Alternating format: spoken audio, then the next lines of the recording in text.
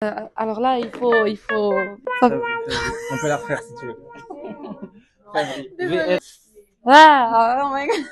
Hello les Gémiens, j'espère que vous allez bien. Aujourd'hui, on revient ensemble sur la troisième formation ADS dont le thème est l'étude de marché. Et du coup, on est avec l'intervenant Émeric Favry qui vient pour nous donner une formation sur l'étude de marché.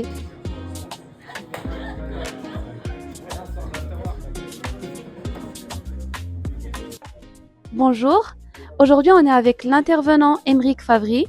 C'est l'intervenant pour notre troisième formation ADS dont le thème est l'étude de marché.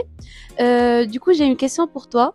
Quel est le format d'étude de marché le plus efficace pour une start-up en phase de lancement?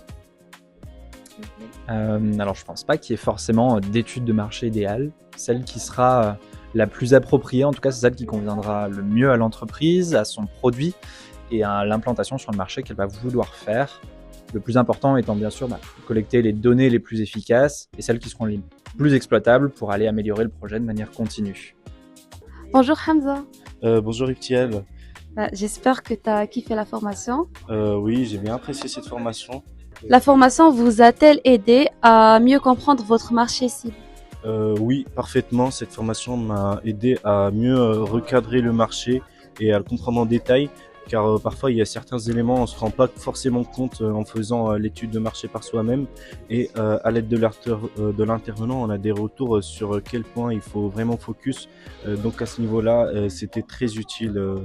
Je souligne ça. Ouais. Oui, bien sûr, parce qu'elle nous a permis en fait de se poser les bonnes questions sur le coup, par rapport en fait à notre marché cible, qui est ici en fait les étudiants. À quel besoin en fait on répond pour les étudiants, et donc ouais, c'était extrêmement utile. Alors oui, parce qu'en soi, on n'a pas conscience de tous les concurrents qu'on a, et le fait qu'ils donnent des pistes à développer, ça nous permet de voir les points flous qu'on n'a pas abordés encore. Quel est selon toi le principal enseignement ou la principale valeur ajoutée que tu as retenu de cette formation?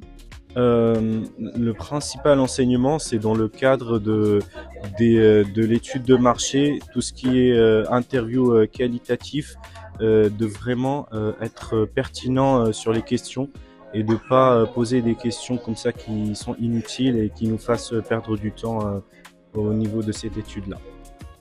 Alors pour moi, ce serait de prendre en compte une totalité d'informations, même ce qui nous semble léger ou partiel.